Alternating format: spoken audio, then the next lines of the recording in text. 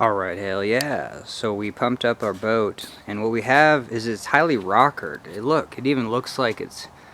Ah, bummer, dude. Alright, that light's gonna drive me crazy, but hell yeah. It totally looks like it's elevated. And so at the surf wave, like, I would not want anything less than this. This is one of the improvements that when it comes to surf, I think is just such a cool improvement, especially for small waves, because it's difficult to surf small waves. Now, is it going to make your boat tippier? Probably, you know what I mean, just kind of in bigger surf. But the fact that you have edges, I don't even think that's a motion light, but let's get the money shot, just kind of right down here. Hell yeah.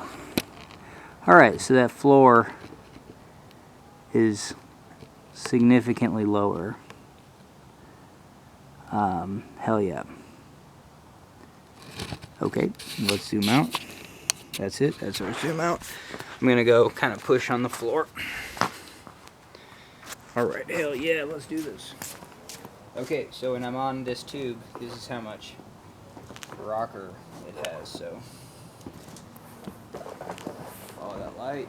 And we're gonna see if this rocker gives me the 3/4 stability. And I think it does, because the floor is, yeah, so when I'm on this spot, I got 3/4 of the boat already up out of the water. And then here's the only place that's not dynamic, you know what I mean? It's just I'm here into a tip. But all these other places are really dynamic with the floor. So it's just kind of interesting. And then even up here, this needs to get more dynamic of being able to lean on the front. Alright, hell yeah. While this light is on, let's do as much filming as we can. So there is just kind of the overall picture of that floor being protruded. And that is a stair step, you know what I mean? So I'm digging a stair step profile, and you can have multiple stair steps. I kind of dislike this left rounded tube or the outside rounded tube. Hell yeah. So yeah, I mean, you can just noticeably see that line. Hell yeah. Let's go the other direction. Alright, hell yeah. You can definitely have an asymmetric design, you know what I mean? Alright, hell yeah. With the limited light we have, at least you can maybe see the gaps here. So quite a bit of gap. This is the difference between my boat, which is super striking. This floor comes out way far. Now that might not be the best, honestly, you know what I mean? And it actually keeps me from rockering the front of the boat because it sticks out so far. It allows me to do the 3/4, you know, portion. Alright, hell yeah. And I gotta think on my feet. So it does allow me to do the 3/4 portion, like 3/4 of the boat out of the water. But I think I want probably more rocker in the center and then less rocker. So if you are in the center, you can highly edge the boat. So that would be the biggest design improvement, I think, even from my boat, is that a lot of the rocker comes from right there, and I think you actually probably want less, you know, like right there. Alright, hell yeah. And then you want more right here, because right there, even in the center, there just really isn't a whole lot of rocker. So when I'm side surfing, there's not much else I can do. So yeah, so that I'm glad I made this video, because it's just like, what gives? And it's just like, alright, new battery, but hell yeah. So we can even get, nah, we're good on the light. But yeah, so like right on this back corner, you know, it's plenty. And we get that, you know, we get that 3/4 of the boat out of the water, probably because it's rockering right there, you know, center of the screen. And then you just have a pretty decent rocker just on that corner. Alright, from a design consideration, you know, you have a great slope right here. And it's just material. There's no inflation right there. So just the fact that you're pushing out a floor, you can make that contour without inflation. You know what I mean? This whole thing can be without inflation. As long as you got something pushing the floor into its position and kind of holding it there, then you could have these tubes be like more like cat tubes. Alright, hell yeah. And when surfing, I'm kind of torn, because this diamond-shaped corner allows you to like effectively side surf and rotate waves and stuff like that using this portion of the boat. You know, it allows you to get on a diagonal, and it can set up probably way more turns than if it was just a straight tube. If you turn this into a paddle cat and had that coming off, I think that would be a detriment. Now, off the back though, you just don't want this surface. That surface is too tall. We'll talk about that. All right, we'll film right here, but that's all the buoyancy you need. You know what I mean? So definitely you want that to be up at the same surface. But see how that shape is? It's actually good to do this. I've actually never seen, you know. But even that, you have just too much flat right there. All right, hell yeah, I was able to put that up on a leaf bag, and we can kind of compare. And so hell yeah. So yeah, that's the shape that you want. All right, and the whole boat could be this shape all the way across. You know, there's no need to make it a 2-point, but 2 points of contact is better. But it wouldn't matter if it was just almost like playboat looking. All right, it could be playboat looking, and but look at that. This is the shape that sheds water. And so if you did have a double stab though, that would shed water better than maybe just a full width, like a scoop. If you made it full width, it would act like a scoop. But I mean, for the first go, I mean, this is a full. It's not a scoop, but it's just a stopper, and you need to carry momentum. That's for sure. So making the R1 front slicey, hell yeah. All right, hell yeah. So now we got that up at the same elevation, and hell yeah, we can kind of take a look.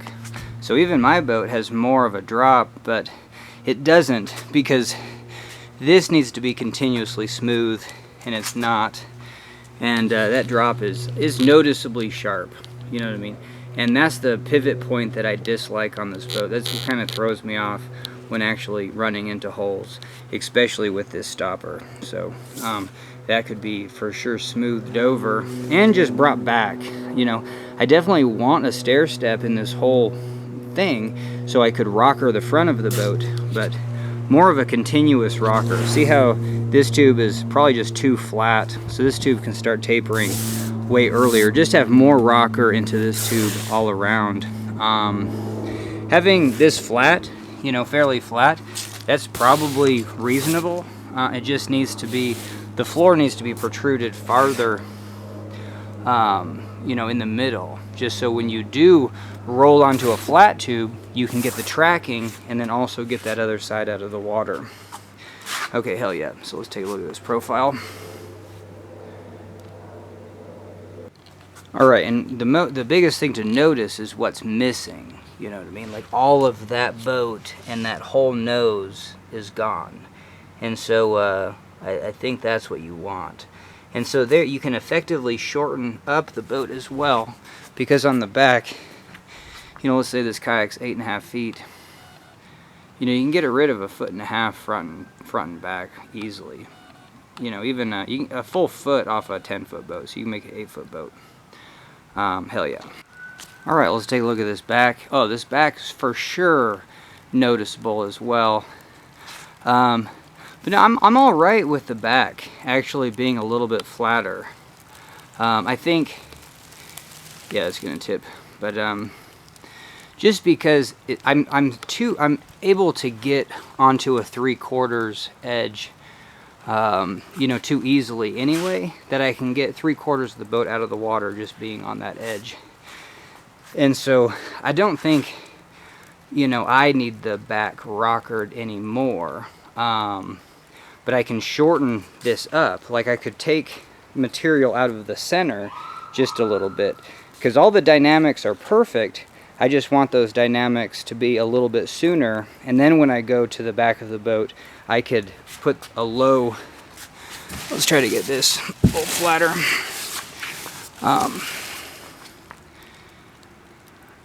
Just so when I do go to the back of the boat, it is low volume. So you could do like a stern squirt, or if you're surfing, it's maybe going to slice through the water easier, or push through the water, especially when surfing. That helps level out the boat, especially when you're trying to get the front out of the water. You know, so lower volume in the back would allow,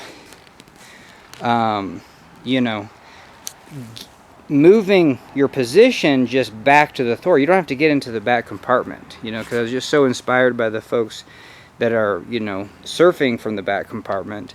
And I think that you can get those dynamics from just a shorter boat, you know, just from where the cockpit is. Yeah, so hell yeah. But same thing, I mean, you don't want all that buoyancy, but the back's a little bit trickier because you might want to move to the back, you know, like people are surfing sitting on the very back of the boat, and so that is a thing that you want to do. So you know, for the back of the boat, you might have to keep this original profile, you know, so it's a trade-off between shorter and then the height for sitting compared to a slicey. I think currently when these R1 boats are getting shown to be surfed from the back of the boat, it's superior if that's at a sitted elevation than if you had some sort of sharp stern. Alright, hell yeah. Alright, hell yeah. So let's take a look at these two profiles. So here's the kayak, and let's see if we could, you know, kind of match the profile.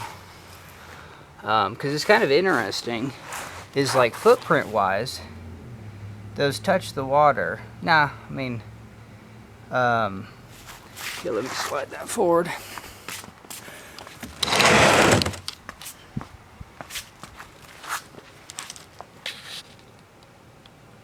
Alright, hell yeah.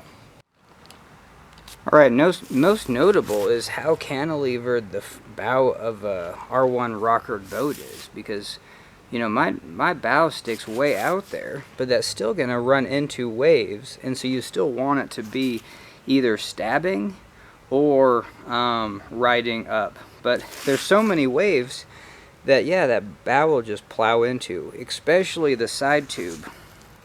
And so it's just really interesting comparing how low to the ground a whitewater kayak is. Alright, hell yeah.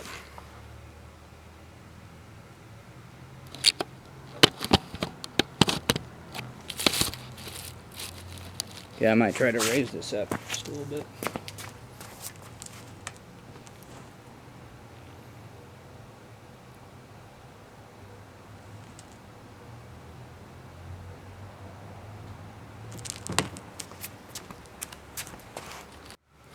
Alright, hell yeah. And same thing's going on the stern. Is it's actually fairly similar.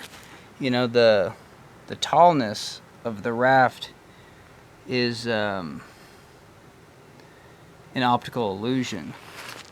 But yeah, the back of the boat, that definitely has way more rocker. But I don't think we actually want a soup. Well, it's kind of interesting. At some point you want hella rocker in the back, because that's how you're able to do kind of some of these R1 moves from the back compartment. And so the back of a boat is low volume, highly rockered, and slicey. But especially in the back, I think you need all that location for, you know, sitting at that height. But this is where my idea, let's say this profile, if you needed to sit at that height, you know, on the blue boat at the stern or above the NRS, then you would take a platform off of this and then you would raise it up. So you would have a rigid platform, you know, you got the strength, and then you would have a vacancy between this kayak, you know, and your seated position. Alright, hell yeah. So my overall thoughts, I'm kind of stoked on putting together two kayaks. I don't own two whitewater kayaks or two kayaks that are similar to that, but my brother's got tons of junky kayaks, and I got an inflatable. So I could always attach you know, some sort of frame together two kayaks, and I think I could put, you know, I think it would work very well with an angle. So when you're on one, the other one is up out of the water, because I definitely want to test that. And then I can definitely test, because what I haven't been paying attention to is how much higher the raft is compared to the kayak. Like, how much higher up would I have my seated position? And so that's what I would construct. I would, you know, foam this out, and then, or, you know, some without a whole lot of weight, make platforms off of this kayak, because essentially this kayak would be one of the side tubes. So if it was that other tube, that would be the surface that I'd be shooting for, and then I'd want that here, and you can see the elevation difference of that surface. And so and then, yeah, because then that would be the first test of an 8.5 foot R1. You know what I mean? Just taking this as your profile, getting the seating position totally the same, and then what's going to happen is this is a perfect seat right there. So just visually, I need that much room right here, and so I mean, I don't even think there'd be enough room to get 1 foot in right there, but that's getting close, but that'll just break a shin. And then your other foot over here. So that kind of gives me an idea of that this is the R1 sitting position. I'll have 1 foot here, the other foot over here, and this is the 18-inch tube I would be on. And so, hell yeah, so there's the R1, you know, seated position. Hell yeah. Alright, hell yeah, so I think I have my plan. You know what I mean? Get this boat into the water as an R1, and I literally can have just junk over here, just anything, you know. So let's take a look at how wide, because I was thinking just 2 kayaks. So let me rearrange the boat and put it right next and see how much cantilever I want. Alright, hell yeah, the light turned on. So that gives you a profile of like, hey, that's pretty close. Yeah, visually, because this is in the foreground. Alright, hell yeah. Sorry about that. Okay, so that visually looks about right. And that boat definitely looks about halfway. It's definitely wider though. No, what am I saying? No, I think actually 2 kayaks together isn't as wide as my boat. I was just so set on the fact that if you're reducing the length, then you can reduce the width. I retract that though. Just because even my boat has, you know, with that floor and there being so much rocker, it's just the fact that the front portions of the boat are screwing us over. Even when I'm surfing, those front portions are hitting, and I'm having to do everything not to make those front portions just suck water and get tube sucked and just throw me around, especially when surfing. And so the 8.5 foot R1, I mean, it just seems like it makes sense, like currently.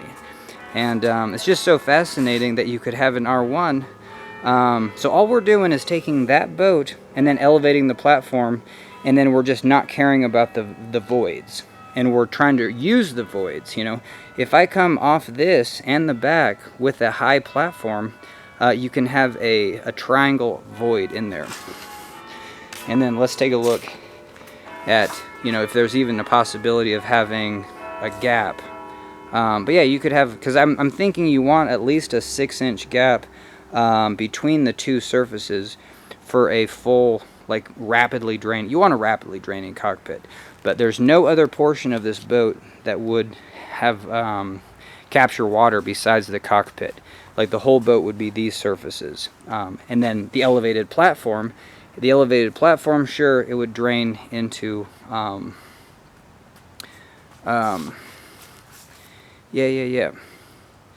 it doesn't matter where it drains, but the cockpit would be the only thing that could take on water, and that would drain. Okay, hell yeah. And then, just since we're here, I want to see, you know, what's the difference between that 18-inch tube and where my feet are, and then where this is. So yeah, it's fairly close for putting a foot just right in that corner. And then the other foot, yeah, so if I do have time, I might, blow up another boat, but I think I might be done. I can imagine what the other kayak's gonna be right there. And hell yeah. And because this kayak is totally flat, it also is a different design, because that raft has a floor that's yay wide and then edges, and then when you tip onto the edge, then you're on, you know, like that kayak surface. Does that make sense? And so I don't know if you can see anything, but when I tip over onto this edge, you know, now I'm at the same surface that this kayak would be. And that's kind of where, that would be the ideal. The ideal would be you still have the dynamics of that raft, but then when you tip it over onto edge, you get kind of this kayak that's shaped just like this. What I'm gonna do is have a flat kayak and then the other one just up at an angle, you know, and you can adjust the angle however you want, but then you always have a kayak in the water, and then you can further edge a kayak, because even this, you know, that surface, let's take a look at this, you know, that's the classic surface of, you know, that's enough to edge and to kind of resist. I mean, obviously you'd want it taller. Like canoes, potentially you want your side tube to be just as tall as a whitewater canoe. And hell yeah, and you want that angle of 80 degrees, 70 degrees, even up to 60 degrees. So when you lay it onto edge, the whole show is not just gonna tip over. And hell yeah. And for me, I just want the edging to be in the middle. So going back to my raft, I want... Alright, hell yeah, I got a new battery. And I have no train of thought. I don't even know what the hell I was talking about. But hell yeah. Yep.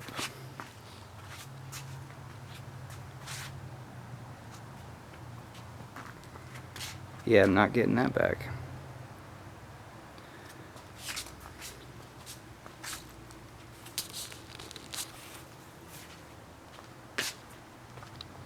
Alright, hell yes. Now I remember. So it's edging. So it's making this side tube just like a whitewater canoe. You know, but it can be splitting the difference, because everyone's talking about low profile, you know, so like get into the boat easy as possible. I'll have to think about that, you know, because, you know, this side surfing compartment right there, that's the juice when you're side surfing. So let me just hop in. And you know, if I'm side surfing, well, I'm always kind of back near the thwart, so maybe there could be a gap, you know, a swimmer's gap right here. Yeah, just I don't know, but this bracing of the knee and thigh is the most critical. Like, this flat spot is what's holding you into the boat. And so, yeah, I don't know. I think I could get another 2 inches lower, and that would be sweet. Like this tube, that was the other thing I was gonna do tonight, is measure. But moreover, I want this boat to be able to rocker more right there. It rockers everywhere else, like really well. That 3/4 rocker. And then the other thing that I want is right here at the front, it's still just rockering normal. It's not doing the 3/4 rocker. So right here, I need to scoot back right there to do the 3/4 rocker. So yeah, so I'm back right there. So my weight is right there for that 3/4 rocker. And in the front, I can only get my knee right here. So in the front, I want that 3/4 rocker right here. So this is the first place to take this. I want this weight right here to be right there. So that's the 1.5 foot I can remove from this boat easily. All right, hell yeah. And so I'm gonna deflate the floor and measure this height, because this is the height of swimming over a tube. And I think I'm done. So thanks for joining me. All right, hell yeah. Okay, so I thought of a design. One reason there's no rocker right here, well, 2 things. I want a more rounded surface right here. I think even it's reminiscent of the RMR Thundercloud. You know, it's such a round boat. And so how I would use that to my advantage is this tube right here, you want to be sponsored. You want it to be like higher up out of the water. And you want a hell of a gap to where when you do put this onto edge, it's a rounded surface and it can really edge the boat to a high angle. And the other thing that will happen, if that's true, like if you have, you know, kind of a big cutaway right here, And you can still have lower portions, you know, traditional lower portions like right there and right there for stability. But if you bring this out 2 inches and then have a vacancy under here, like a 4-inch, you remove 4 inches of material right here. And so you have another stair step. You still have contact points up there and there, so you do have a serrated contact. But right here in particular, then when you go to rocker that, your contact point is going to be there, and this new stair step portion. And the other thing of that is if you remove 4 inches from there, when you do go to pull yourself in, that's going to go flush with the water, and then you're going to have 4 inches less to climb over. So that is one way to make this tube effectively 4 inches lower. While also, when you're in, and because of the serratedness, if I'm just in this normal position, then this tube is at this height. So my leg, it's not getting rockered over because I'm not into that high side, like big hole high side. And I do have this whole leg at this elevation. And then I'm at the 18-inch, 19-inch elevation height. But the second I go here, I feel way different dynamics. It's bubbled out. And that is interesting because, you know, this is bubbled out. Like, this is a sponson. The only way I'm able to get this at a 3/4 of an angle is because it's sponsoned. There just is no sponson right here, and I didn't realize that. And all that you need to do is have more cutaway, and we just talked about all the benefits of that. And so, and 2 inches farther out, and then for sure have this like more squarish. I want a squarish edge here. And if I'm able to bring it 2 inches out, then we can actually do like the 70 degree angle. Maybe not 60, but maybe 60. Maybe a 70-degree angle with a 4-inch cutout. 60-degree angle with a 4-inch cutout. So then when you lay that in, that tube, it really adds an edge. And then you have all the other very similar to a whitewater canoe. So hell yeah, I think I'm glad I talked about that, because I think that would do it for me. And so hell yeah. All right. That last little bit, I'm glad I got that in there, because it's really hard to change things to where you're just like, oh, hell yeah. And, alright, that does it. Alright, booyah. Alright, hell yeah, and thanks for joining me tonight, because, you know what I mean, that light, and it's dark, but it's more of just the thrill of figuring out, it's the brainstorming. It doesn't matter where it comes from, whether it's a napkin, and it's just so fascinating what can be done with something like that. And something like that, and they're 2 drastically different sizes. Yep. And it's just so fascinating that once you edge this, it becomes that. Alright, hell yeah, thanks for joining me. Booyah. Alright, so this is, my tubes are supposed to be 19 inches. I don't think they're 19, I think they're 18. You know what I mean? So I'm trying to go perfectly level. I'll give you a best estimate of what I think it is with my eyeball.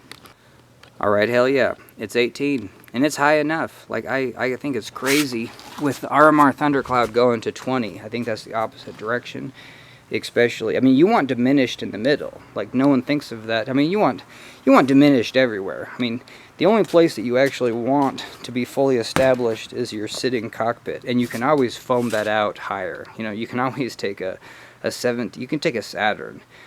They're 18 inches, but you can always foam out whatever elevation you want to sit at.